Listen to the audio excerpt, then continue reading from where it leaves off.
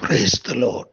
നമ്മുടെ കർത്താവും നമ്മുടെ രക്ഷിതാവുമായ യേശു ക്രിസ്തുവിൻ്റെ അതിപരിശുദ്ധമായ നാമത്തിൽ എല്ലാ പ്രിയമുള്ളവർക്കും പ്രഭാത വന്ദനം.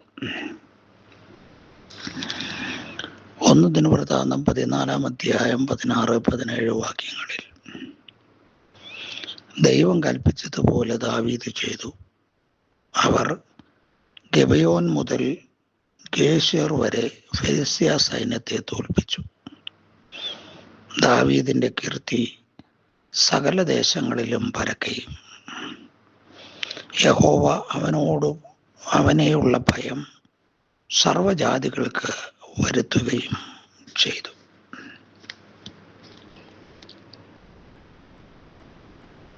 ദാവീദ് രാജാവിൻ്റെ ജീവിതത്തിൽ തൻ്റെ ഭരണകാലഘട്ടങ്ങളിൽ സുഗമമായി ഭരിക്കാനും തൻ്റെ യുദ്ധങ്ങളിൽ തനിക്ക് ജയം നേടുവാനും ഇടവരുത്തിയതായ വസ്തുതകളിലൊന്ന് ദാവീദിനെ കുറിച്ചുള്ള ഭയം സകല ജാതികളുടെ ഉള്ളിൽ ദൈവം വരുത്തി എന്നുള്ളതാണ്. ദാവീദിനെ കുറിച്ചുള്ള കീർത്തി സകല ദേശങ്ങളിലും വരികയും ചെയ്തു. ദൈവം ദാവീദിനെ രാജാവായി വാഴിച്ചപ്പോൾ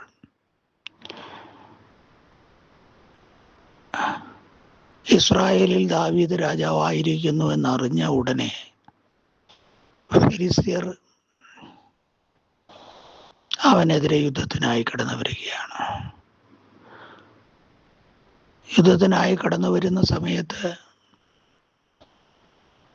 നേരിട്ട് ദാവീദ് യുദ്ധത്തിന് പോവുകയല്ല ചെയ്തത്. ദാവീദ് പിൻവാങ്ങുവാൻ ശ്രമിക്കുകയാണ്. എന്നാൽ ദൈവം ദാവീദിനോട് നീ ഇന്ന രീതിയിൽ യുദ്ധം ചെയ്യണമെന്ന് പറഞ്ഞു. ദൈവത്തിൻ്റെ വാക്കുകൾ ഒരു കൽപ്പന പോലെ സ്വീകരിച്ച് ആ കൽപ്പനകളെ ദാവീദ് അനുസരിച്ചു. ദാവീദിനോട് ദൈവത്തിന് പ്രീതി തോന്നാനുള്ള കാരണം അതാണ്. പിൻകാലത്ത് ദാവീദിനെ ദൈവത്തിൻ്റെ ഹൃദയപ്രകാരമുള്ള മനുഷ്യനെന്ന് ദാവീദിനെ കുറിച്ചുള്ള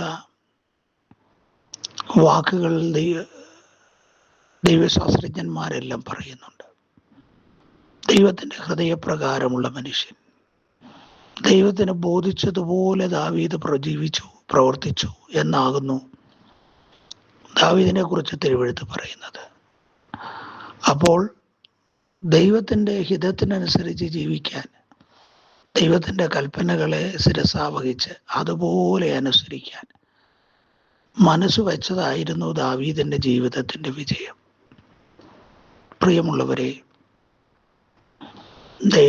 ദേവാലയത്തോടും ദൈവികതയോടുമുള്ള പ്രിയം ദാവീദിൻ്റെ ഉള്ളിലുണ്ടായിരുന്നു. അതുപോലെ തന്നെ ദൈവകൽപ്പന അനുസരിക്കുന്നതിൽ വളരെ ജാഗ്രത പുലർത്തിയ ഒരു വ്യക്തിത്വമായിരുന്നു ദാവീദ്. ഒരു സ്വാഭാവിക മനുഷ്യൻ്റെ എല്ലാ ബലഹീനതകളും ദാവീദിനുള്ളപ്പോൾ തന്നെ തെറ്റ് ചെയ്താൽ അതിനെ തിരുത്തുവാനും ക്ഷമ ചോദിക്കുവാനും നിരക്കുവാനും ദാവീദ് കാണിച്ച ആർജവത്വം അത് കരണീയമാണ്. മാത്രമല്ല, ദൈവത്തിൻ്റെ കൽപ്പനകളെ അനുസരിക്കാൻ ഒരു വിഷയം വരുമ്പോൾ അതിൻ്റെ പുറകിൽ ദൈവം എന്താണ് സംസാരിക്കുന്നത്, ദൈവം എന്താണ് അതിനെക്കുറിച്ച് ചിന്തിക്കുന്നത് എന്നറിയാൻ മനസ്സ് വയ്ക്കുന്നതും അതനുസരിച്ച് പ്രവർത്തിക്കുന്നതും ദാവീദിനെ ദൈവത്തിന് പ്രിയനാക്കി മാറ്റി എന്നുള്ളത് ഒരു വസ്തുതയാണ്.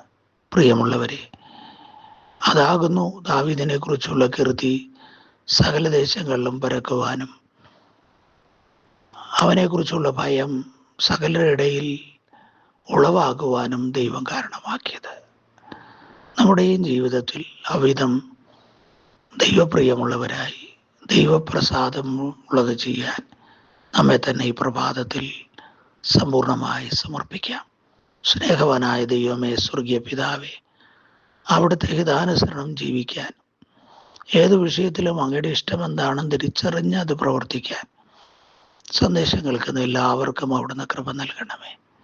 അങ്ങയുടെ സഹിത്വം, അത് തരുന്ന ബലം, ധൈര്യം, ശുഭത അതൊക്കെയും അനുഭവിച്ച് അനുഗ്രഹീതരാകാൻ ഇന്നേ ദിവസം ഈ സന്ദേശം കേൾക്കുന്ന എല്ലാവർക്കും അവിടുന്ന് കൃപ നൽകണമേ. എല്ലാ മഹത്വവും ആരാധനയും അങ്ങേക്ക് മാത്രം വരയണം. യേശു ക്രിസ്തുവിൻ നാമത്തിൽ സ്വർഗീയ നല്ല പിതാവേ, ആമേൻ, ആമേൻ, ആമേൻ. കർത്താവ് നിങ്ങളെ ഓരോരുത്തരെയും ധാരാളമായി അനുഗ്രഹിക്കുമാറാകട്ടെ.